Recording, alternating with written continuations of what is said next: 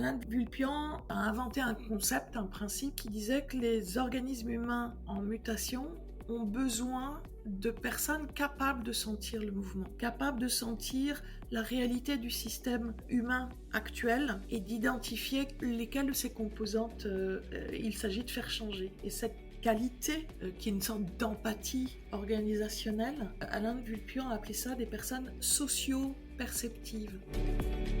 Bienvenue dans Dinosapiens, le podcast qui explore la transformation des organisations sans bullshit ni jargon. Chaque épisode, je tends le micro à celles et ceux qui, à leur manière, font évoluer nos façons de travailler, de décider, de manager. Parce que transformer, ce n'est pas imposer, c'est comprendre, embarquer, expérimenter. Parce que, dans un monde qui change vite, c'est notre capacité à rester humain qui fera toute la différence. Alors embarquez avec moi sur Dinosapiens et ensemble, évitons l'extinction.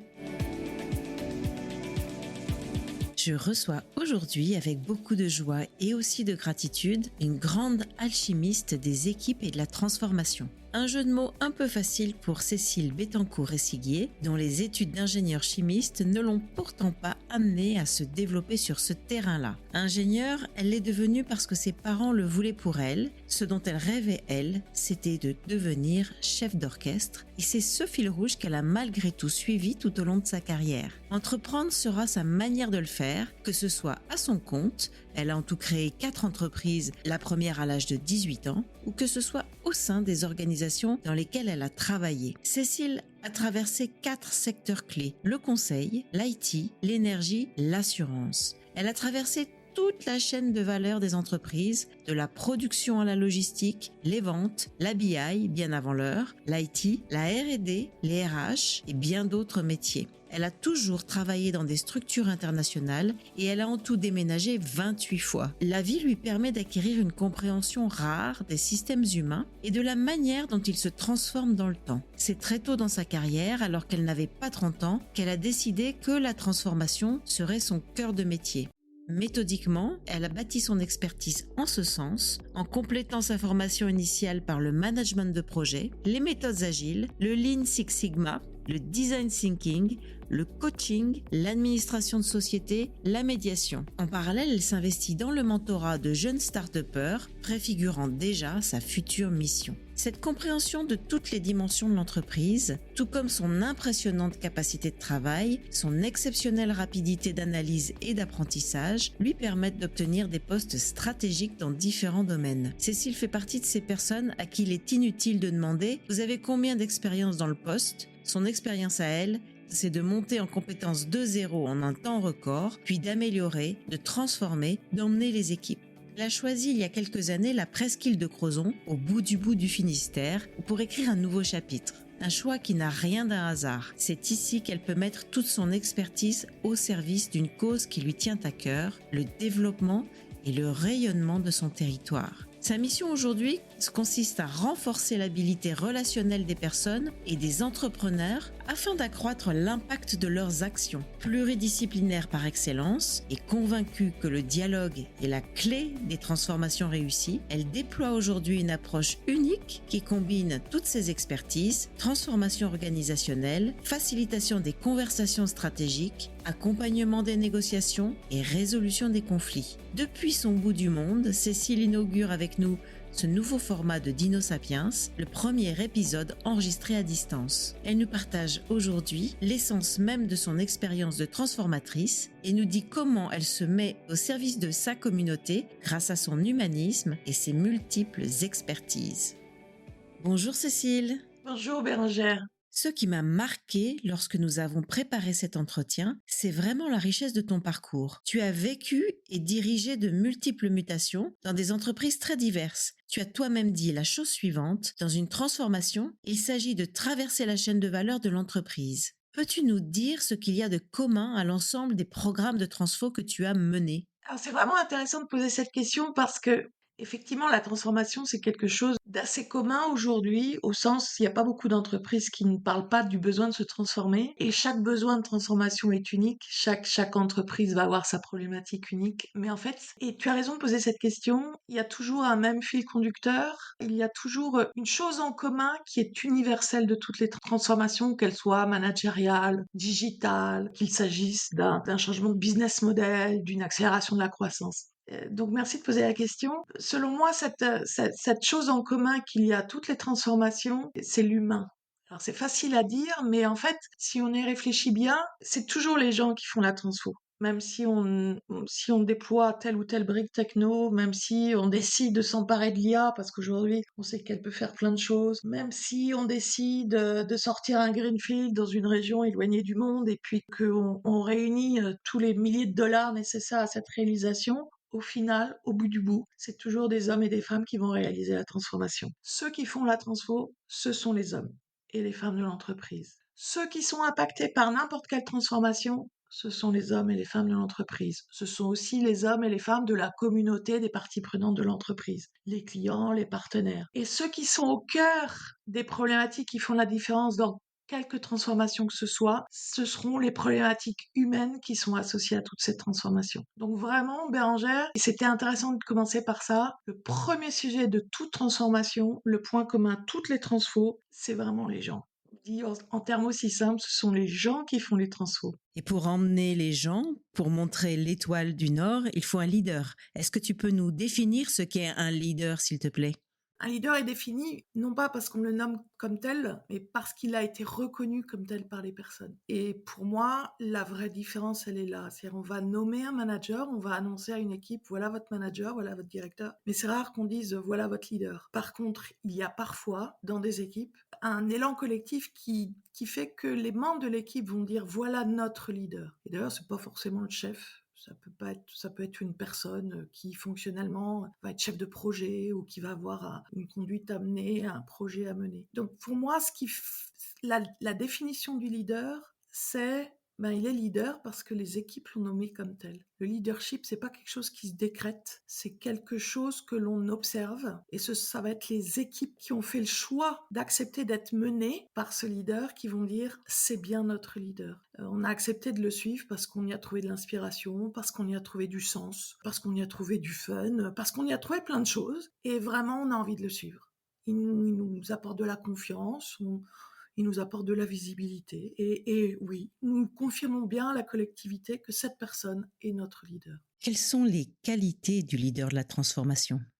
Alors, il y en a plusieurs. Alors, il y a eu plein de littérature sur le sujet qui en donne les littératures. Quand on réfléchit aux qualités dont quelques projets de transformation a besoin, et d'ailleurs, le leader de la transformation, dans plein de sociétés, c'est le dirigeant lui-même. Parfois, c'est quelqu'un qu'il va nommer responsable de sa transfo. Et dans tous les cas, celui qui sera capable d'emmener les équipes dans une histoire avec un début, une fin annoncée, enfin un objectif annoncé en tout état de cause, transformer un système humain, c'est emmener les équipes vers un avenir complètement inconnu, incertain. Et si on n'est pas capable de faire rêver avec ça, on n'y arrivera pas. Et là est la première qualité du leader de la transformation. Il doit avoir intrinsèquement en lui des capacités de raconter des histoires, non pas au sens raconter des bobards, mais au sens porter le narratif de la transformation. Une chose que je dis tout le temps, c'est il y a toujours deux pourquoi à un projet. En français, pourquoi s'écrit de deux manières, et il faut s'en souvenir au quotidien. Il y a le pourquoi en un seul mot, et il y a le pourquoi en deux mots. Pourquoi on se transforme, c'est ce qui est derrière nous et qui nous incite à devoir nous transformer. Et pourquoi on se transforme, c'est à quoi aspirons-nous, qu'est-ce qui nous fait rêver au long terme, qui va nous permettre de nous projeter vers l'objectif à atteindre. Et ces deux pourquoi, le leader de la transformation doit être capable tout au long du programme de les rappeler, de les répéter en termes simples, de les utiliser, de les formuler en termes inspirants pour que ce narratif devienne la commonality, comme on dit en anglais, du dispositif de changement qui est en place. Donc ça, c'est la première qualité. La deuxième qualité, et elle vient en conséquence, c'est que pour raconter cette histoire, il faut que le leader puisse voir loin, qu'il ait cette capacité d'anticipation, de se projeter lui-même un peu avant les autres pour pouvoir commencer à aider les personnes à se projeter. Donc il y a être conteur, il y a être capable de voir loin. Il donner à voir, donc avoir le souci à la fois du détail et des grands modèles, des grands principes de changement qu'ils font que les personnes tangibilisent les éléments dont on parle. Le leader de la transfo doit également être capable d'interagir avec les personnes du terrain et les personnes de la direction. C'est une personne qui est dans un ascenseur permanent. Soit il prend son hélicoptère pour voir l'entreprise du plus haut de son marché, pour anticiper les mouvements de la concurrence, les évolutions technologiques, les grands mouvements sociétaux qui vont impacter le monde du travail sur lequel opère l'entreprise. Et puis 10 minutes après, il doit prendre son ascenseur et aller au rez-de-chaussée de l'entreprise et interagir avec toutes les personnes sur le terrain, s'attacher aux petits détails qui vont faire la différence, etc., etc. Donc il doit avoir cette capacité d'interaction tant en haut de l'entreprise qu'en bas de l'entreprise. C'est une personne qui doit pouvoir changer de casquette 10 fois par jour. Le matin, il va être PMO de la transfo et là, c'est la partie de son cerveau qui fait appel à des maths, de la logique, de la gestion du temps. L'après-midi, il va faire une grande conférence envers les employés et donc là, c'est ses capacités de charisme, de parler en public. L'après-midi, il va devoir faire la synthèse d'un projet pour s'assurer que celui-ci s'inscrit bien dans la feuille de route. Donc là, c'est son esprit analytique qui va être nécessaire. Et puis, juste avant de déjeuner, il est passé en comité de direction pour faire la synthèse de l'ensemble des projets pour démontrer que la feuille de route est cohérente ou au contraire nécessite une réadaptation pour laquelle il faut prendre une décision dans les prochaines semaines. Donc ça, c'est une autre qualité essentielle qui est sa capacité intrinsèque d'adaptation et de pouvoir utiliser plein de compétences différentes qui font la multiplicité de son boulot. Oui, je sens le vécu là, hein. Oui, ces journées où tu as 42 casquettes et où tu changes du matin au soir. Et oui, je confirme que ça a été ça toutes ces dernières années. Sachant qu'il y en a une autre qui est chère à mon cœur, et ça, c'est pas moi qui l'ai dit. J'ai eu la chance de croiser la route d'un très grand sociologue qui, malheureusement, nous a quittés, qui s'appelle Alain de Vulpian. Et Alain de Vulpian, et il m'avait fait l'honneur de dire que j'en faisais partie. C'est une des grandes fiertés de mon parcours. Alain de Vulpian a inventé un concept, un principe qui disait que les organismes humains en mutation ont besoin de personnes capables de sentir le mouvement, capables de sentir la réalité du système humain actuel et d'identifier lesquelles de ses composantes il s'agit de faire changer. Et cette qualité, qui est une sorte d'empathie organisationnelle. Alain de Vulpian a appelé ça des personnes socio-perceptives, c'est-à-dire capables de percevoir la sociologie des organisations. Et je pense que, au-delà de tout ce que je t'ai dit, au-delà de la capacité de compteur, la capacité d'adaptation, la capacité d'avoir un bon ascenseur qui va très vite, je pense que cette qualité de socio-perception, de socio-perceptivité, elle est fondamentale. Parce que tout va se jouer dans l'usage des mots, dans la posture des personnes en réunion, dans le fait qu'en réunion de management, les gens vont arriver plus ou moins enthousiastes, etc. Tout se joue avec ces toutes petites choses qui permettent dans leur ensemble de savoir si l'équipe est ou pas prête au changement. Et la vitesse du changement dépendra de la force qu'on lui donne, mais finalement la force, ça c'est je vais chercher mes cours de physique, elle peut être donnée de l'intérieur ou de l'extérieur, mais si en intérieur tout est prêt, la force à donner depuis l'extérieur, elle est pas immense à donner. Voilà Bérangère, pour les qualités. Très intéressant cette notion de socio-empathie. Est-ce que tu peux nous donner quelques références pour qu'on puisse creuser un peu plus loin? Bien sûr, je me ferai un plaisir de donner... il a écrit beaucoup de littérature et c'est la socio-perceptivité. La socio-perceptivité, merci. Tu as quitté le monde des grandes entreprises, un monde de grande complexité. Tu travailles aujourd'hui à la transformation des territoires dans une région qui est riche d'entreprises. Tu t'es installé dans la presqu'île de Crozon. Qui sont les acteurs économiques de la région où tu habites aujourd'hui? Alors, la presqu'île de Crozon, c'est un petit territoire assez enclavé. On est presque îlien. C'est un très très beau territoire. Dans un département extraordinaire qui s'appelle le Finistère, dans une région extraordinaire qui s'appelle la Bretagne. Tant la Bretagne que le Finistère que la presqu'île de Crozon sont des territoires déjà très dynamique comparé à plein d'autres régions en France. Dans le Finistère, on trouve vraiment tous les métiers. Dans la presqu'île, on les trouve tous sauf l'industrie, parce que le territoire ne se prête pas à avoir quelque industrie que ce soit. Donc la presqu'île de Crozon en elle-même, on a beaucoup d'acteurs dans le monde de l'armée, ce qu'on retrouve aussi à Brest, et ce secteur a attiré pas mal d'activités de recherche avancées. C'est un territoire de tourisme et du coup, on a tous les métiers du tourisme, on a beaucoup de commerces qui sont tirés par cette activité de tourisme. Le territoire et l'effet Covid ont fait que nous avons beaucoup de jeunes entrepreneurs qui ont décidé de s'installer ici pour lancer leur activité. Typiquement, actuellement, l'IA, aussi du fait que Brest soit une French Tech, a attiré beaucoup de jeunes personnes brillantissimes qui se lancent dans ce secteur-là.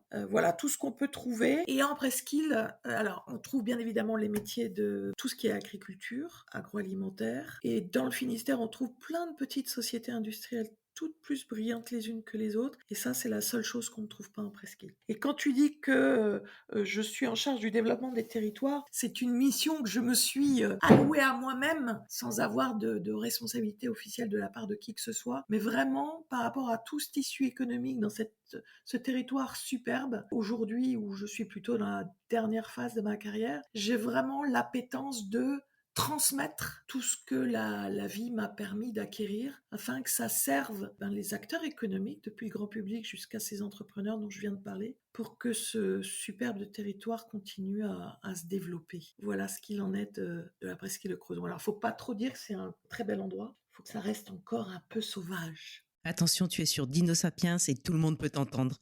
Oui, je sais. Vous serez tous bienvenus. La communauté est très belle et vous serez tous bienvenus. Quels sont les principaux enjeux de tous ces acteurs économiques dont tu parles? Qu'est-ce que tu perçois? Comment tu travailles aujourd'hui sur ce terrain?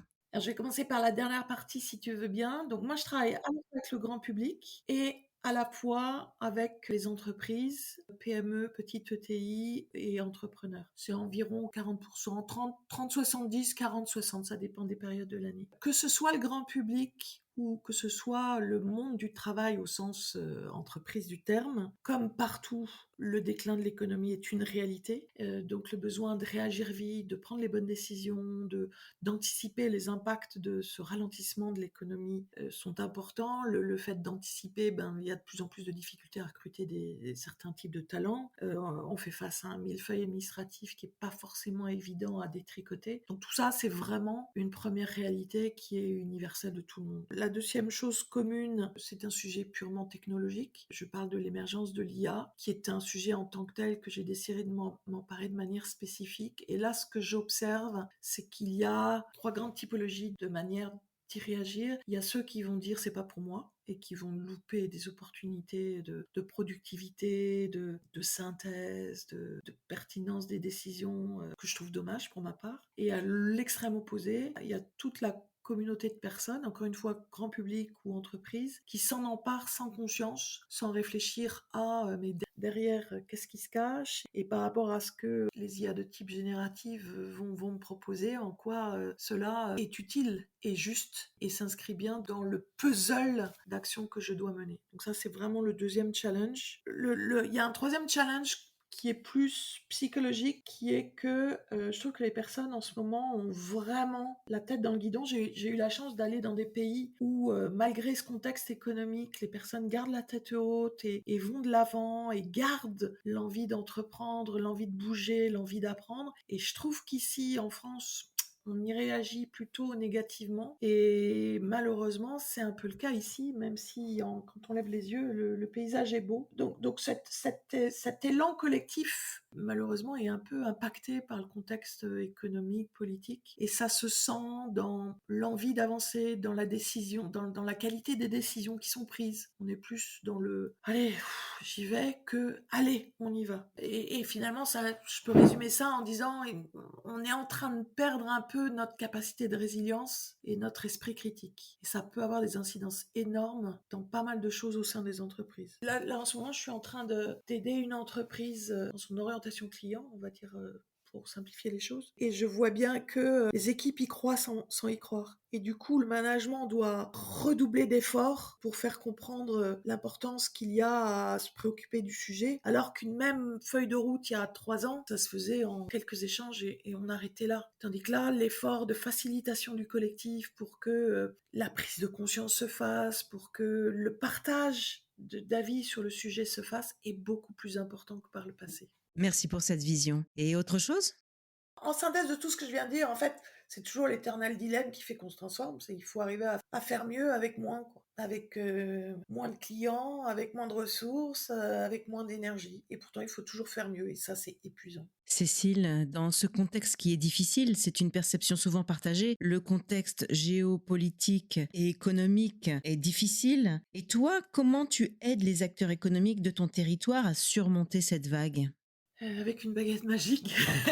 Non, j'aborde en y croyant. Vraiment, j'y crois. Je pense que l'énergie de transformation, elle est d'abord dans l'énergie de confiance en le collectif. Et je trouve que le fait de venir voir un collectif qui en ce moment est en train de se dire on va pas y arriver, c'est trop dur, etc. Et d'arriver avec cet œil neutre et indépendant, impartial, qui est capable de dire hé les gars, c'est partout pareil. Par contre, nous avons telle et telle caractéristique et c'est faisable et j'y crois, il n'y a pas de raison que vous n'y croyez pas à votre tour. Alors ça peut paraître bébête ce que je dis, ça peut paraître naïf et pourtant c'est la réalité. C'est cette énergie-là qui fait la différence. Et effectivement, une fois qu'on aide les personnes à relever la tête, en général d'elles-mêmes, elles disent mais oui, en fait on en est capable. En anglais, on dit chin up, babe. Alors, je le dis pas parce que dans le Finistère, on n'aime pas quand je parle anglais. Alors, je parle pas breton, donc il me reste que le français. Mais cette formule fonctionne aussi pour des sujets aussi sérieux,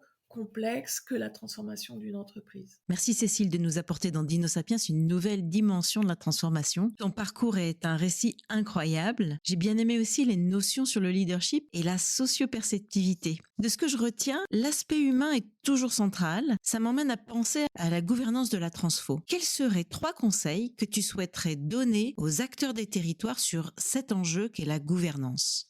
Alors, tu as abordé le sujet de la gouvernance. Je vais me permettre de terminer par celui-là. Tu as commencé à formuler ta question en abordant le principe de la relation, ce dont je parlais tout à l'heure dans la relation à l'autre, dans la relation au marché, dans la relation à l'histoire qu'on raconte. Le premier de mes conseils, il réside là-dessus. Dans vos relations à l'autre, le premier conseil consiste à ne rien mettre sous le tapis. Les conflits relationnels, les conflits entre associés, les conflits avec un client, les conflits avec un fournisseur, les conflits au sein d'une équipe qui fait que la transfo bouge pas, ce sont des conflits parce qu'à un moment donné, un différend a été mis sous le tapis. Et c'est bien dommage parce que il est possible d'éviter l'apparition du conflit juste en investissant sur ce qu'on appelle la qualité de la relation. Donc le premier conseil que j'ai à formuler, c'est celui-là. N'enterrez pas vos différends sous le tapis, au risque de voir se lever des conflits dont vous ne saurez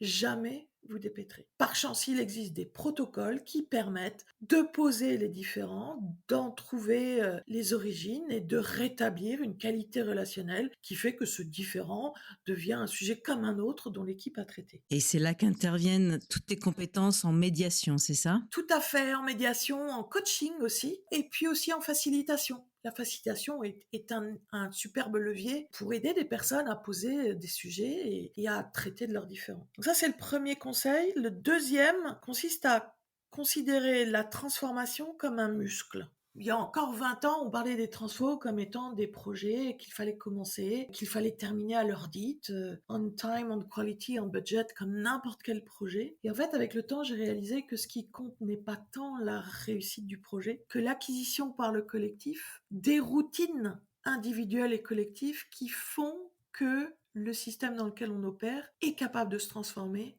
en permanence, est capable de repérer que des choses ont changé et qu'il faut revoir sa copie, que nous-mêmes on a changé et qu'il faut revoir nos référentiels, que le marché a bougé, que la concurrence a bougé, que la techno a bougé, donc il est temps de bouger. Ça, c'est une compétence à acquérir.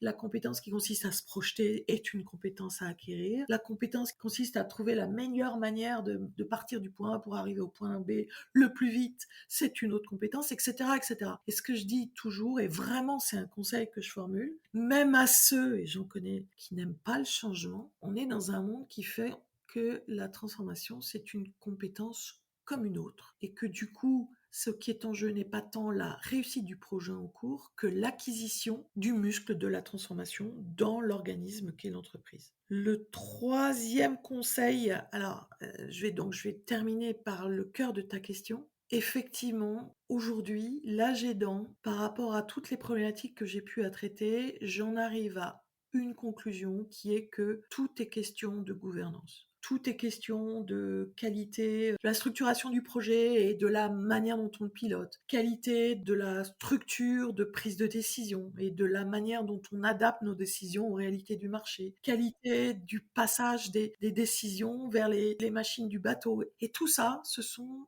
des organes de gouvernance. La discipline de la gouvernance, elle a commencé à être formulée il y a une trentaine d'années et aujourd'hui elle est devenue prégnante. Du fait même que tout est intriqué, c'est-à-dire les problématiques technologiques, problématiques humaines, problématiques organisationnelles, tout est imbriqué et du coup, la seule manière de détricoter tout ça est de poser le sujet de qu'est-ce qu'on voit, qu'est-ce qu'on décide, qu'est-ce qu'on fait. Et ces trois questions-là doivent être posées en haut, en bas de l'entreprise et doivent être posées et traitées de manière harmonieuse de l'entreprise. Ça, c'est de la gouvernance. Et donc, le troisième conseil, c'est aussi petite soit votre entreprise, ne sous-estimez pas l'importance de ces organes, de cette manière de gouverner votre entreprise.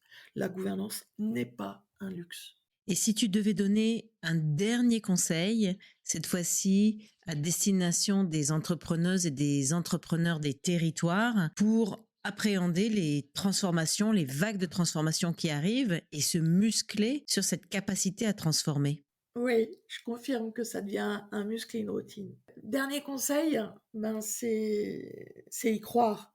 Moi, j'y crois. Et le conseil que je donne, c'est il faut y croire. Tout ce que fait un entrepreneur aujourd'hui sera remis en cause demain. Ça, c'est sûr. Et ce qui est sûr, c'est que c'est épuisant d'avoir à revoir sans arrêt sa copie. Il faut y croire. Mais au-delà de ça, le dernier message, c'est y croire parce que même si c'est épuisant d'être entrepreneur, selon moi, il n'y a rien de plus gratifiant que de se dire j'ai contribué à créer de la valeur et j'ai contribué à créer de l'emploi. Un grand merci Cécile d'être venue sur Dinosapiens pour nous partager ce que tu as retenu d'essentiel à travers toutes ces années d'expérience sur la transformation. Merci à toi Bérangère. J'ai toujours apprécié ce que tu fais avec ce podcast par la qualité de tes questions et ce que tu viens de dire. Je pense que c'est parce que tu poses correctement les sujets que ton interlocuteur est guidé sur la manière d'y répondre qui correspond le mieux. Donc merci à toi Bérangère. Si vous avez aimé cet épisode avec Cécile Bettencourt-Ressiquier, n'hésitez pas à en parler autour de vous et à vous abonner au podcast. Je vous mets dans les notes de podcast les références que Cécile vous a citées et je vous retrouve très bientôt pour un nouvel épisode. Et d'ici là, évitons l'extinction.